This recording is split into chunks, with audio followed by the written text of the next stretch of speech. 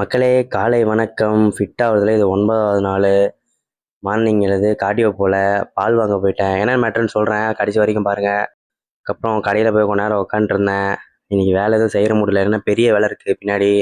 அதுக்கப்புறம் குரூப்பாக தம்பிங்கெல்லாம் வந்து சண்டை போட்டுட்டு இருந்தானுங்க. அது கொஞ்ச நேரம் வாட்சா விட்டு, அப்புறம் பில்டிங்கை ரெனியூவல் பண்ணுறேன்னு சொல்லிட்டு இருந்தால, அதுக்கு தண்ணியெல்லாம் விட்டுட்டு கீழே வந்து கொஞ்ச நேரம் குட்டி பையன் தான், அவன்கிட்ட கொஞ்ச நேரம் விளையாடிட்டு, அதுக்கப்புறம் போய் வீட்டுக்கு போயிட்டு கூழை குடிச்சிட்டு தொட்டுக்க சட்னி மஜாவாக இருந்துச்சு.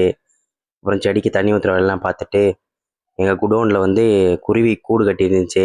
அதில் அழகான குட்டியெல்லாம் இருந்துச்சு. அதை பார்த்துட்டு ஃபிட் செக் பார்த்துட்டு எங்கள் வீட்டு ராஜமாதாக்கு சாப்பாடு எடுத்துகிட்டு போனேன். அப்படியே தம்பிக்கும் சாப்பாடு பிசிக்கி வச்சுட்டு அவன்கிட்ட கூட விளையாடிட்டு இருந்தேன்.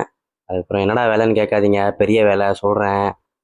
அதுக்கப்புறம் தண்ணி பிடிச்சிட்டு போய் கடையில் கொடுத்துட்டு, மேலே கட்டட வேலை செய்கிறாங்க அவங்களுக்கும் கொடுத்துட்டு வந்து மார்னிங் மீல் எடுத்துகிட்டு, அப்புறம் கொஞ்சம் பழ வகைகள் சாப்பிட்டு, அவங்களுக்கு டீ வாங்கிக்கிற வேலை இருந்துச்சு, அதையும் போய் வாங்கி கொடுத்துட்டு வந்து வீட்டு வேலை தான் அந்த வேலை. மொரட்டு வேலை இன்னைக்கு பெண்டு கிடந்துச்சு.